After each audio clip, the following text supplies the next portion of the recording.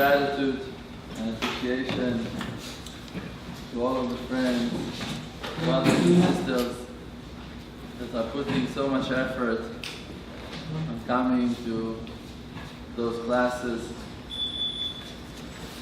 I must say that if I would live here, I would come to my classes also.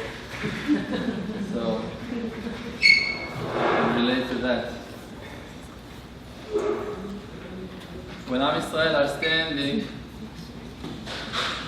in Ma'amad Har Sinai, and they're about to receive the Torah, so it's written on Am Yisrael that we were like a bride that was not loyal to her husband under the chuppah. In the time of our wedding, getting married with the Creator of the world, we cheated on him. In one eye, we were looking at him, we were ready to receive the Torah, we wanted to serve Hashem, to commit ourselves to Him. We had that side. But from the other side, with the other eye, we were looking at lusts and desires of this world, on the golden calf, and all of the options that came along the way. What HaKadosh Baruch Hu, the Creator of the world, got to say on that? In Shir HaShirim, HaKadosh Baruch Hu is saying to us, Libavtini be'achat me'enayich, be'achad anak mitzaveronayich. I was so thrilled, so excited to see that you were looking at me with one of your eyes.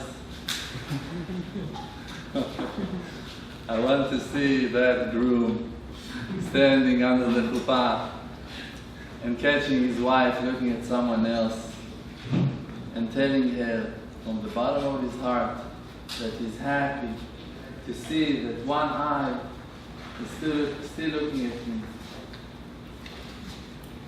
In this generation, people are suffering from that thing the most. People don't understand who the Creator really is.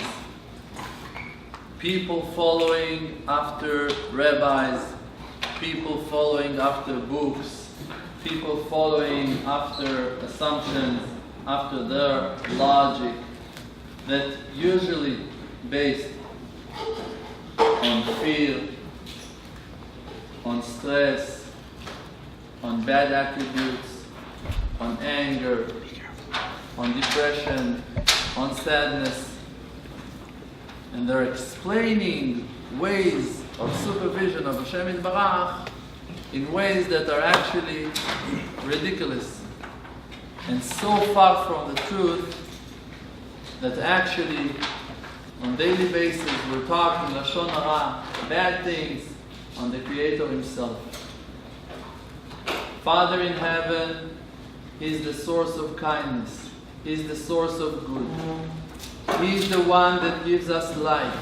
He is the one that gives the sweetness, the sweet power, the sweet taste in the fruits, the good smell to the flowers, to all kinds of incense. He is the one that gives us the ability to see by giving to us from His power of sight, from Enei Hashem, the eyes of Hashem, Asher Hema Meshotetot B'chol Haaretz, that they are going and looking everywhere, that there is nothing in the world that is hidden from Hashem Yitbarach. And Hashem gives us eyes that are coming, pulling down from heaven to our contaminated body, and gives us the ability to see to our physical body, and gives us the ability to feel, and to sense, and to hear, and to understand. And like we're saying to Hashem Yitbarach, Atah chonen la'adam da'at, you're the one that gives the wisdom to the man. And we're saying something so weird over there in that bracha. We're saying, Chonenu meitcha, please, we're asking you to give us from you wisdom. Why to say such a complicated sentence? Let's say, give us the wisdom. If you own the wisdom, so give it to us. But we're saying, Chonenu, you're going to give it to us. Meitcha, from you. Why to say the same thing twice? Because we're actually asking for Moshe Mitbarach, give us the wisdom to know that it's all coming from you. Chonenu, that knowledge that it's from you. Meitcha, that we're not going to forget that it's all coming from you. That you're the one that gives us the wisdom. You're the one that gives us the power. You're the one that gives us the ability to talk and to listen and to smell and to feel and to love and to care and to help and to support and to build and to develop and to do such amazing things in this world. Like raising your children and helping a person to cross the street and giving tzedakah and learning Torah and growing and developing and having faith and talking to the Creator. He put Himself in front of your face. Da lifnei mi she'ata omed. You should know in front who you're standing. You're standing in front of Melech Malchei Amlachim, King of all kings. The one that is above everything. The one that is beyond. And where is He? In front of your eyes. And how am I going to reach Him? It's not far from you.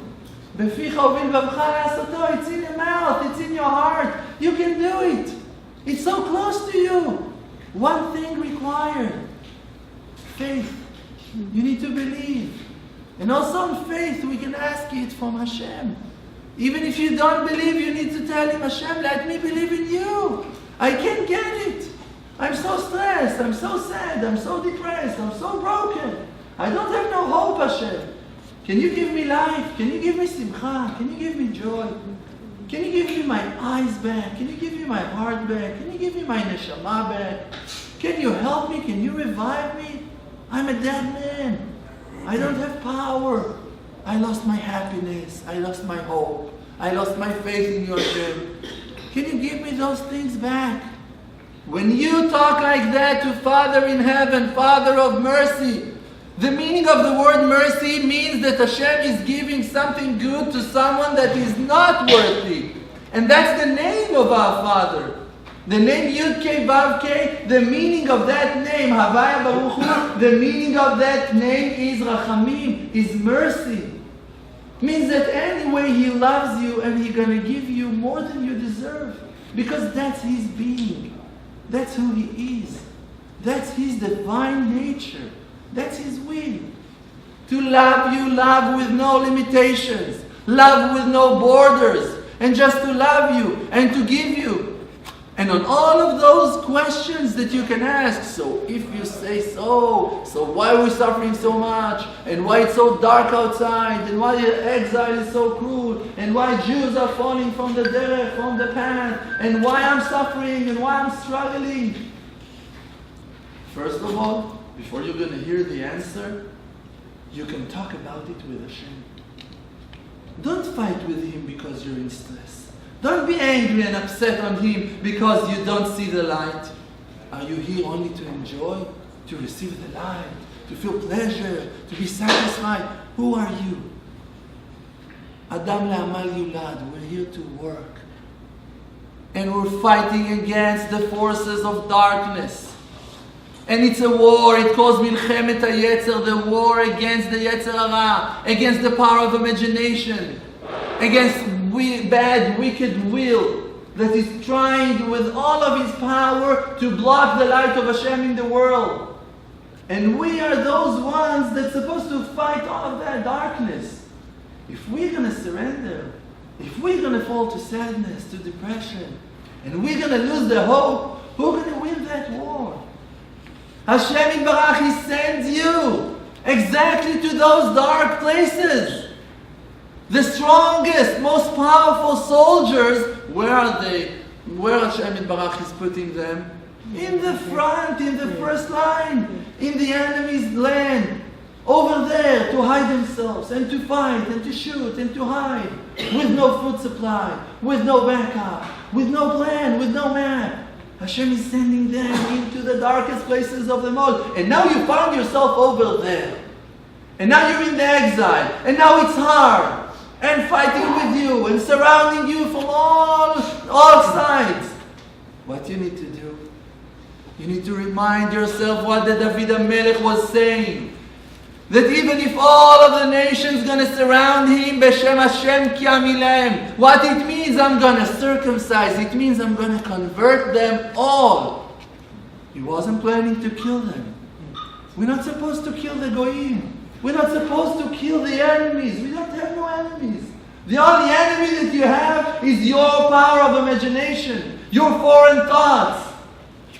That you're idolizing yourself. And you admire yourself, and you think you're so important, and that you're supposed to be appreciated, and rewarded, and supported, and loved, and honored.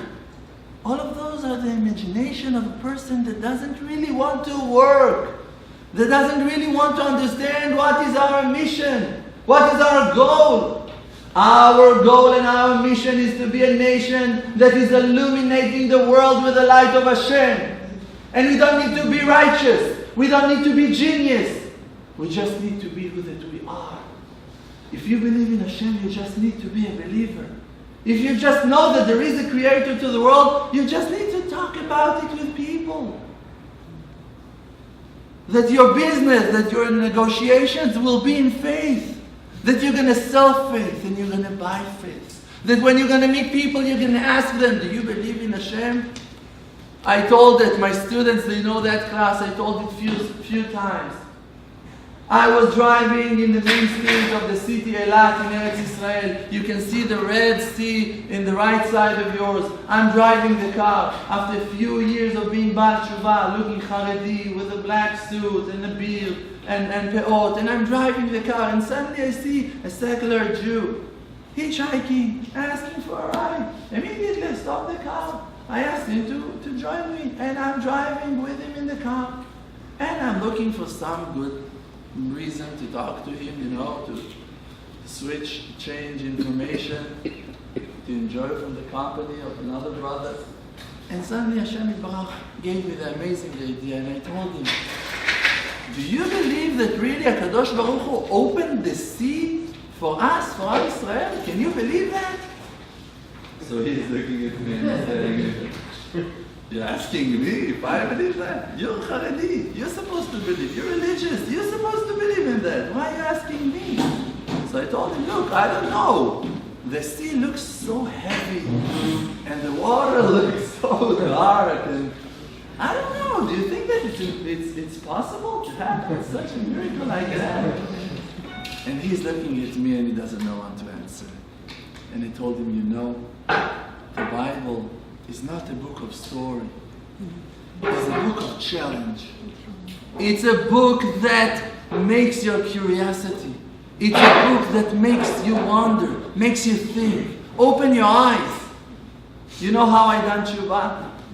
When I joined the army, I had some good friends that were helping me. And I was talking to my friends, new friends that I met in life.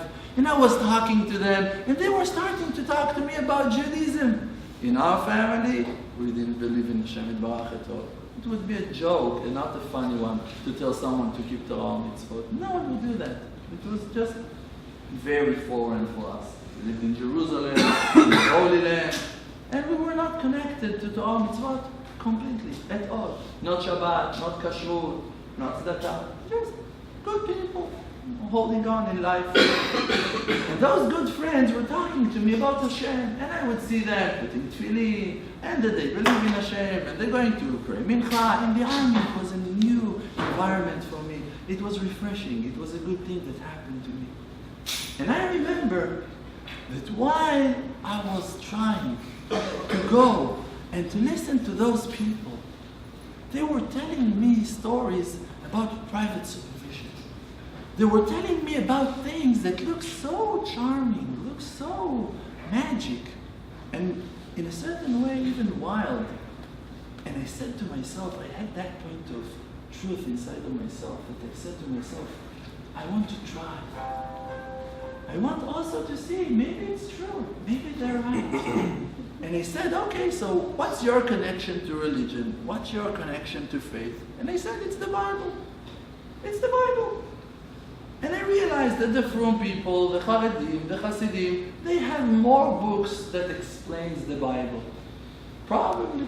I didn't even know, wasn't aware to those concepts, Mishnayot, Gemara, Mefarshim. I didn't know all of those things. For me, it was huge bookcases with thousands of dark books over there in the other side of the world. Okay. And I realized that the main book is the Bible. So I said to myself, when you finish basic training in the army, every Israeli student receives the Bible. That's a gift from Tzal, from the IDF. You have that book. It's also yours. You're allowed to read it. You don't know what there is in the other side, but at least you have that in common. So I decided to read the Bible. That's how my tshuva started. And I was walking with my uniform, without a kippah to my head, with my bright blue Oakley sunglasses, happy as hell, reading the Bible, happy, with my tattoos and my black tank top, happy, reading the Bible. And it inspired me. It gave me a desire to learn more. Because mitzvah goreret mitzvah, and small tiny thing that you do bring you to think and makes you awake and increase the desire to know more and to purchase more knowledge and to talk to more people. And one thing led to the other. And I found myself believing Hashem Yitbarach. And that hand of Hashem Yitbarach, that kind hand of the private supervision that brought me to meet righteous people and hidden righteous people and amazing, inspiring people, and to meet people that are going to talk to me exactly on the concepts and the ideas that were going into my mind in the same time, in the same hour that I met those guys. It opened my eyes. And we have that power because you don't need to offer all of the Torah to the purpose, to the person. You just need to give him one dime, one coin, one mitzvah, one verse. Tell him Hashem loves you. There is a Creator and He loves you. Tell him I love you. Give him a smile. Call him my brother. Connect him somehow to Judaism. Connect him somehow to the fact that he's got a soul. Connect him somehow to awareness, to be a person of truth, to be who that he is, to connect himself to his talents, to his gifts, to things that you know that he received from the Creator. Connect him to the truth, and the truth will guide him in the next steps. Because Hashem Yitbarach is Father of mercy. And this is the only answer. This is the only real answer to that amazing thing. That people are struggling with it. That it's written that to a level that a Baal Tshuva can reach, even a righteous man cannot reach. And it's a huge question. A Baal Tshuva.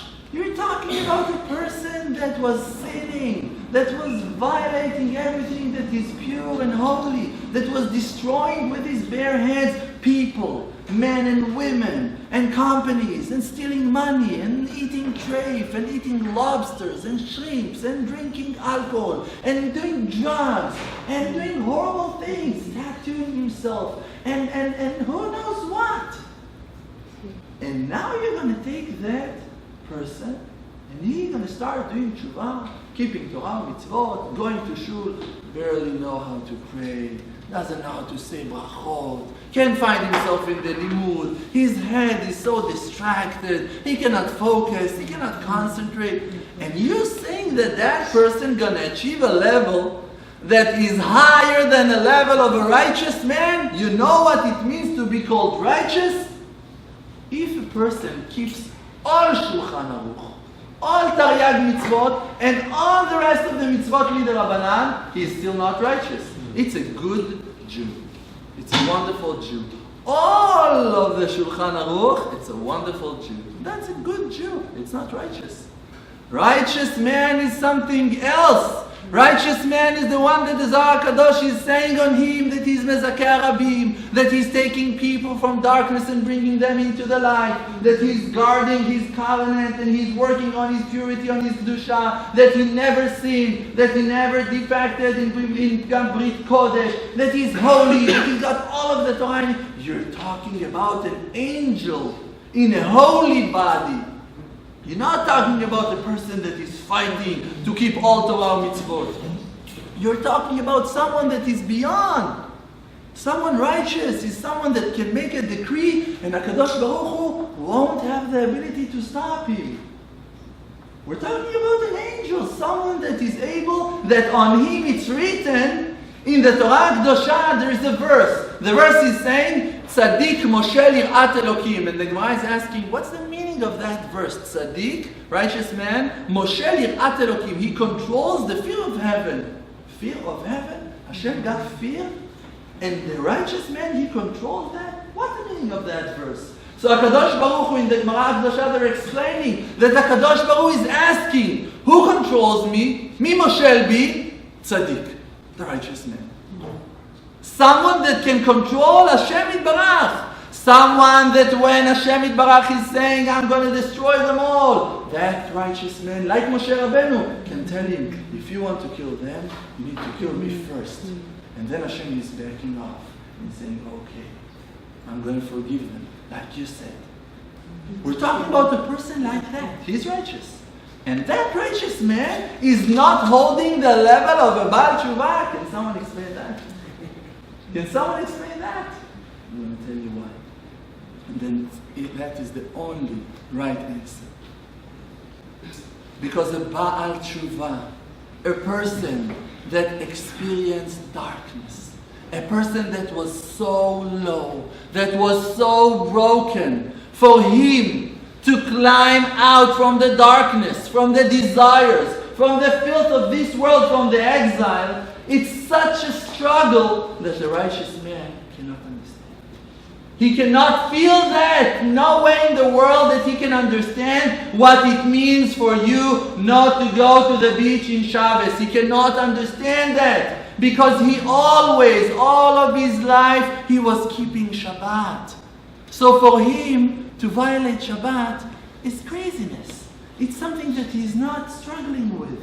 He's not even able to think about doing that in purpose. But a Baal Tshuva, all of his desires and all of his heart in that afternoon party, in the beach, with the beer, with the women, with the drugs, with the happiness, with the joy, with the excitement, with the pleasure. And he needs now to drag himself to shul and to wear that tzitzit and to grow his beard and to go against everything that makes him happy. And to break that, it's a fight that no righteous man in the world is fighting. And Rahmanah li Baba, and the Creator, He wants their heart. The Creator, He's looking inside. And He's looking for the inner will of the person to see who you really are. What you really want. Once in Yom Kippur, I wasn't able to go to Beit Knesset. To daven, Mincha and Neila and Ma'ariv, I had to stay with my wife and children in the house and to help my wife. And I was suffering from that. Because I really wanted to be in shul. I really wanted to daven with the community, with my friends, with my rabbi. That was my will. And in Motzei Yom Kippur, in the end of Yom Kippur, one of the friends called me from the yeshiva and he asked me, why you didn't came? We wanted to see you. What happened? I told him I really wanted to come. He started to laugh. I asked him, why are you laughing? He said, he heard how I was sad, I was broken. He told me, can you tell me who is more important? A person that was in his house and wanted to be in shul, or a person that was in shul and wanted to be home? Who is more important? If you're keeping Torah mitzvot with a sour face, with a broken face, and you don't desire to do that, so HaKadosh Baruch Hu is saying, Lama lirov zivchechem? What are you sacrificing so much? Who asked you to do those things? All of the suffering that you go through in life is because that you're not connecting yourself to me with joy, with happiness. So the only way to really connect yourself to Hashem Yitbarach is with happiness. Now we're coming back to that question. So how am I going to be happy? So how, Ribono Shel Olam, do you want me to be happy? If I have to wake up before dawn, and I have to come back after midnight, and I cannot see my children and my wife, and I have to sweat and to work so hard, and I don't see parnasah, no wealth from that, and my wife is always sad and depressed, and my children are fighting and arguing and suffering. How do you want me to be happy? From what? Rav Shalom Arush was talking about that point and explaining the life story of Yosef HaTzadik. And he said that Yosef HaTzadik, he was happy, he was dancing, Yosef HaTzadik, even in prison, and he wasn't married, and he was separated from his family, he couldn't see his father Yaakov, he didn't have books of Torah, he couldn't learn, he didn't have anything, he didn't have no hope, no one will come to rescue, everyone are denying, everyone are hiding the fact that he's not, that he's over there in Egypt, he didn't have no hope, and people just threw him in life sentence to jail, to the worst jail in the world, and he's dancing, like Rashi is explaining, he's dancing and he's so happy. And Rav Shalom said, that's the way you should be. You should be happy, you should be happy. And for me, that question just was blocking my mind. I couldn't continue. In the end of the class, I came to him and asked him, Rav, can you please explain to me, I'm not arguing, I'm just asking, what was the reason that Yosef HaTzadik was happy? Okay, I want to be happy. I want to follow that advice. Based on what? What's going to be the thing that's going to make me happy that Yosef found and made him happy? Tell me, what is that thing? Rav Shalom answered to me the most simple answer in the world. And he said that there is Hashem in the world. Sheyesh Hashem ba'olam. When you realize that Hashem Yitbarach is with you and you want to serve Him, a good soldier is not a person that wants to be important, that wants to be a general, wants to be an officer. A good soldier is a person that is doing what that his commander commands him to do. And he's ready to clean the toilets. And he's ready to sacrifice his life and to save his brothers and his friends and his nation. And he doesn't care about his youth success and his paycheck and his happiness. And not even about his world to come. Like the Rabbi Nachman in Breslev is saying that a person cannot serve Hashem Yitbarach completely until he is ready to give up on all of his world to come. That he doesn't care, he couldn't care less. It's not the reason that he's serving Hashem at all. He doesn't care. I will have a world to come. I won't have a world to come. Who cares about that? When you have that attitude, when that is your approach, then you can serve Hashem. Why? Because only then you reveal your infinite love to Hashem. Really to connect yourself to Hashem is only through love. And when a person is doing tshuva me'ahava, connecting himself to Hashem out of love, out of his understanding, I'm doing it because I want to, not because I have to. I'm not working for anyone. I'm not following no commandments. I'm doing everything, and I'm going to be medakdek, v'kalak v'chamura, in the lightest things of them all. Because I want to. Because I love Him. Because I know that He loves me. First of all, in the brachot of Kriyat Shema, before we say Kriyat Shema, in Kriyat Shema, HaKadosh Baruch Hu is telling us, you need to love me. Ve'ahavta et Hashem Elokecha. You need to love Hashem. Before of that, Hashem is kind enough to tell us, Ahavat olam ahavti. I love you, eternal love. You cannot love someone that hates you. First of all, we need to come to that understanding that Father in heaven is Father of mercy, that He is Father of love, that He loves you like His only child. And He doesn't love you with no term. He loves you with no terms, with no conditions. He loves you when you fall. He cares about you when you fail. When you're in the lowest place in hell, Atzia Sheoli Neka, David HaMelech is saying, even if I'm going to fix my bed to sleep in hell, in the lowest place of hell, here you are, Hashem. Even if I'm going to walk in the valley of death, I won't see anything bad because you're with me. When you have Him with you, and you feel His presence, and you have that love to Him, you're ready to die, and you don't care, and you don't suffer, and you have a huge smile on your face, and you're happy, and you're glad. You're glad to wake up in the morning, and to sacrifice your life, and to do things for Hashem Yitbarach. And if Hashem wants you to suffer, you're ready to suffer. And if Hashem wants you to be happy, you're happy to be happy. But your happiness also will never going to be complete until the last one in line going to be happy with you. Like that HaKadosh Baruch Hu is telling Am Yisrael that He wants to be so good, to reveal His kindness in such an awesome and amazing way, shelo idach mimeno nidach, that there will be no one left behind, even one will not going to be left behind. That's the Creator. And if the Creator is someone else, I'm not worshiping Him. If Father in heaven doesn't love the last one, that it might be me, it might be you, it might be my child, it might be my wife. If He doesn't have a place in His heart for my brothers, so what am I doing? Et achai anochi mevakesh. I'm here because I care about my brothers. I'm here because I care about my sisters. I'm here because I care about the souls. I'm here because I care about the will of Hashem Yitbarach. And His will is a will of honest, will of dignity, will of truth, will of kindness, of mercy.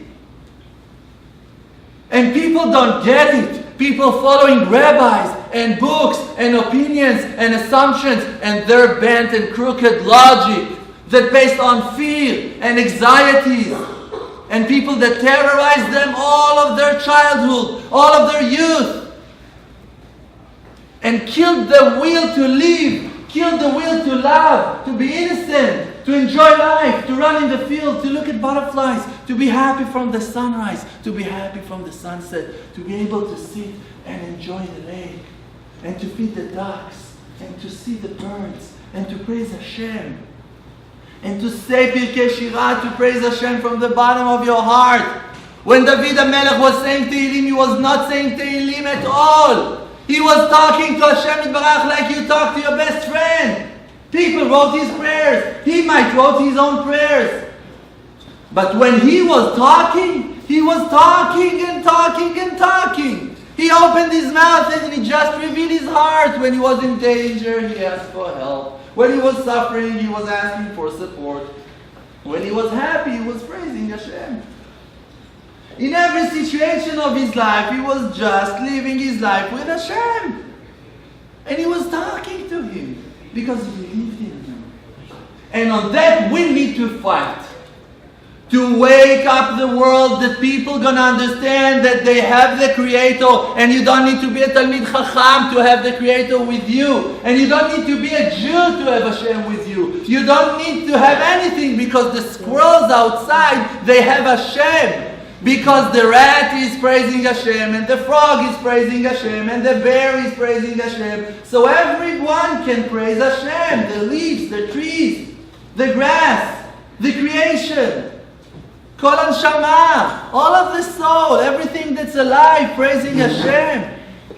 So if the creation praise Hashem, so what are we doing here, complaining and whining? The reason we suffer so much is because we lack of faith. Because we lack of that understanding that Father in heaven, He is the one. He's the one that loves you, that gives you life, that supports you. And if now you found yourself in the darkness, you find yourself in constrictions, in difficulties, struggling, fighting, lack of shlom bayit, lack of money, parnasa, don't know what to do, far from advice, that's your mission. Because you're a soldier, and you have a purpose in life, and your purpose is to find the light of Hashem Yitbarach in the most darkest places of them all. And if you're going to fill your job, if you're going to do your job, people gonna see the light of your soul shining from the depths, from the lowest places, in the darkest night of them all. The smallest, tiniest candle is a life, is a lifeline, is a lighthouse, is illuminating the darkness, is creating a bridge for millions of people to follow you because they're with you in that darkness. And if you're just gonna let that spark of your soul and gonna believe in yourself, believe that you have that soul. Even if a person gonna sin for 120 years and in the last day of his life he's gonna open the Siddur and he's gonna read the Siddur, he's gonna say those words of truth, Elokai, Neshama shenatata bi tehora, the soul that you planted inside of me, that you gave me, is pure. No matter how many sins, no matter how many crimes, no matter how many times he's gonna fall on his face and fail in the worst crimes of them all, the soul is spiritual and it's not belong to this world. This is why you cannot contaminate your soul. This is why your soul is keep on waking you up, even that you are holding in the lowest levels of them all. And the Shekhinah Kedosha is with them, Shochen itam betoch tumotam. He is with them in the most contaminated places. He is with them. In the most contaminated places, he doesn't care. Why doesn't care? Because he is beyond. Because he doesn't have no physicality. Because he loves you eternal love. And he's ready to bring himself to live with you in the lowest places of them all. There is no pleasure in this world. Only angels that are making the person happy. There are people that are doing exactly what that makes you happy and it makes them sad. You can feel an amazing taste in a certain kind of food and they can puke from that food. They're not able to enjoy it. Because when HaKadosh Baruch Hu commands his angel to make you happy and to satisfy you, so you're happy. And when Hashem Yitbarach decided that you will not going to have no kind of pleasure from that food, you will not going to feel no pleasure. You're going to have allergies from that. And Hashem is kind enough to lead you in the right path. In the path that's going to bring you to faith, to see Hashem, to love Hashem. So see and look how many angels of pleasure and satisfaction and joy Hashem Yitbarach is keep on sending to us, even though that we are like we are. How many people can go to the movies, can enjoy trance music and to feel pleasure? Hashem is pleasuring them. Hashem is satisfying them because Hashem sees that they don't have the vessel to believe in Him yet. But Hashem Yitbarach will never gonna abandon us. He will never gonna go away from us. He will never gonna leave us behind. But we are asleep. We don't get it. We're blaming ourselves and slaughtering ourselves and hating everyone and having complaints on every person that is disturbing us. When we just ignore from the fact that Hashem Yitbarach Himself, He is the one that gives us advice and keeping us far away from things that can damage us. And you don't know what can damage you. Things that you desire can make you sick. Things that you want to achieve can make you hurt. And only Him, Father in heaven, He knows exactly where you need to live, with who you need to marry, how your children needs to look, and in which part of your life they're going to join you as a family, who needs to be your boss, and in which car you need to drive. Only Him, and He's guiding you with His merciful hand of kindness. And we need to come back to that simple faith, to know that the Father of mercy is Father that loves us, that doesn't care about our defects. When the mother, she cleans her baby, she's not disgusted from the baby. She's separating in her mind between the baby and the waste. It's not a disgusting baby now. It's her baby that needs to clean, to change diaper to. When Father in heaven is looking at you and He sees you so far and so broken and so filthy and so disgraced, Hashem Yitbarach is saying, I'm receiving so much satisfaction. You thrilled me. And you looked at me with one eye. Even though that with the other eye you were looking at the parties, you were looking at the food, you were looking at the cars, you were looking at the women, at the money, at the honor. But you had that point, that in that point you care about me. Father of mercy, He cares about that point. He sees only good points inside of us. Those good points is the sparks of our soul. It's the light of our neshama. And that is what the Hashem sees. And we need to ask from Hashem Yitbarach. Give the eyes of Hashem and Hashem Tzadikim to the righteous people.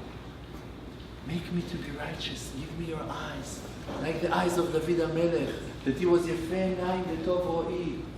He would look only at the beautiful things. He was looking only at the good of people. He wasn't judging, wasn't criticizing, wasn't slaughtering people and killing people with midat hadin, with judgments and power. We need to work on that. And the beginning is to find the root to your soul, to find who you are. And I said that thing, I think, in almost all of my last lectures here in the US and in Canada. To find who you are, that's not the main test. To know who you are, that's not the main test. Most of the people are going to say, okay, so who am I? What should I do? That's not your problem. If you're gifted in something, you know you're gifted in that thing. If you have a certain ability, a certain talent, you know that you have it. You can talk to people, you can sell, you can convince, you know how to illustrate, you know how to dance, you know how to sing, you know how to play basketball, you know how to swim fast. You know who you are. You have an amazing power of memory. You know who you are. You know what you're gifted at.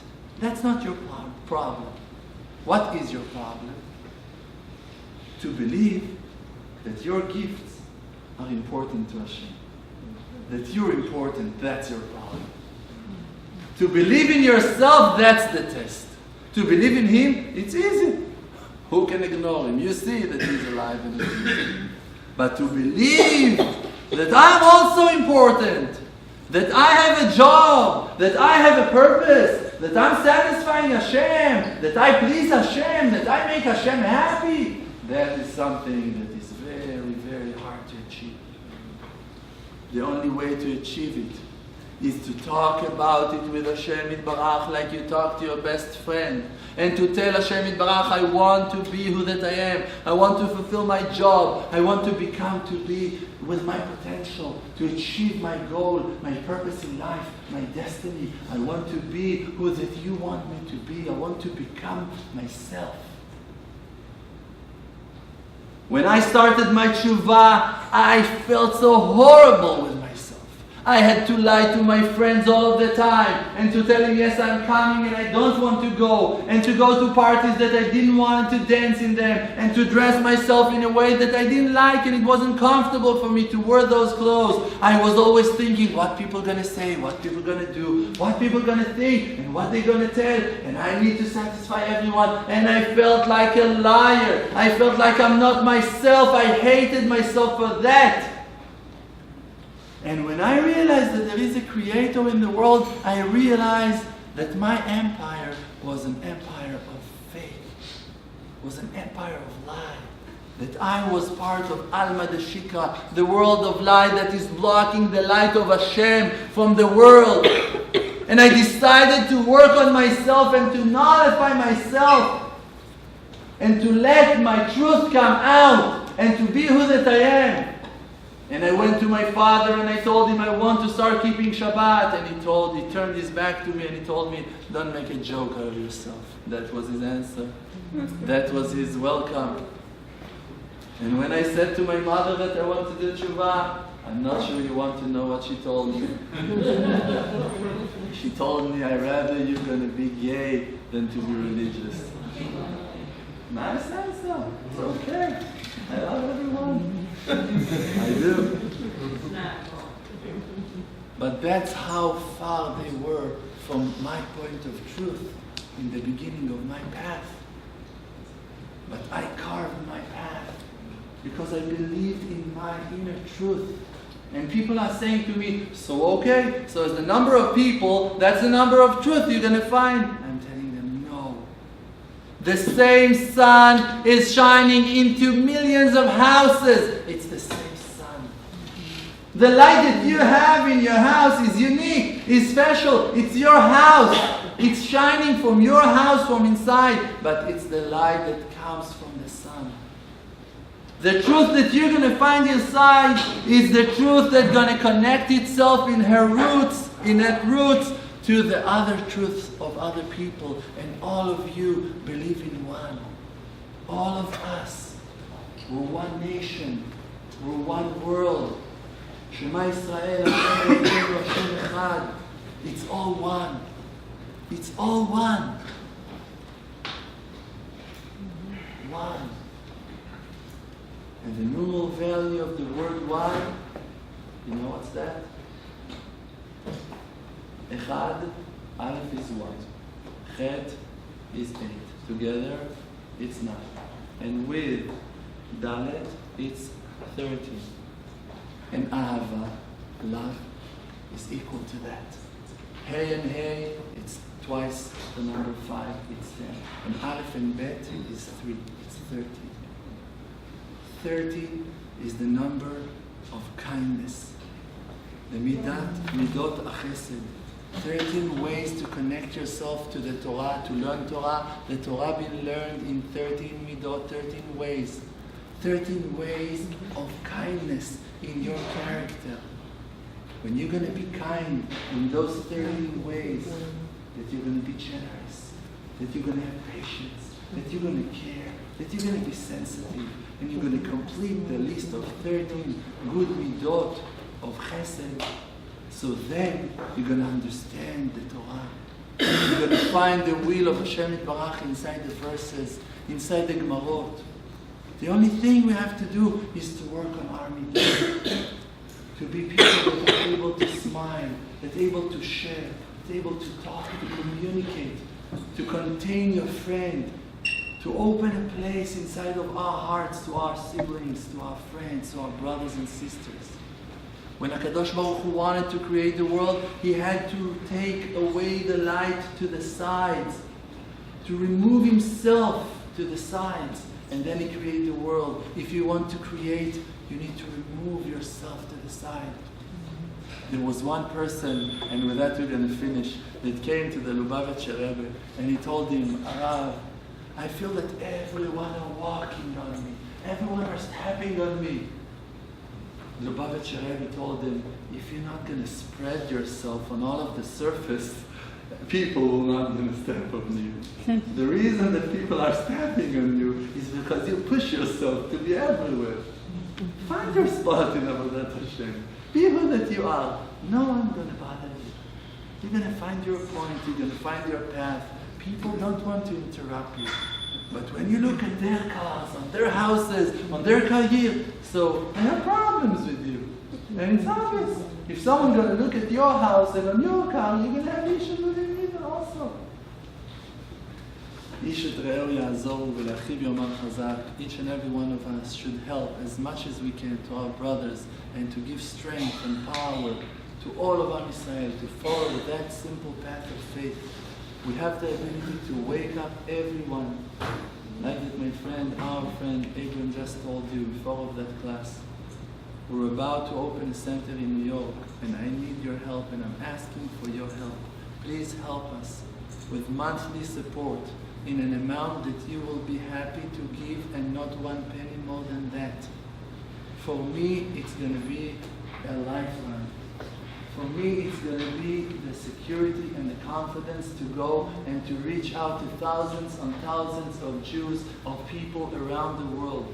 We have communities of Bnei Noach, of non-Jews, of people that are reaching out to us and asking, teach us the rules of the Torah. We don't want to convert, we just want to hear from you. We want to learn from your wisdom.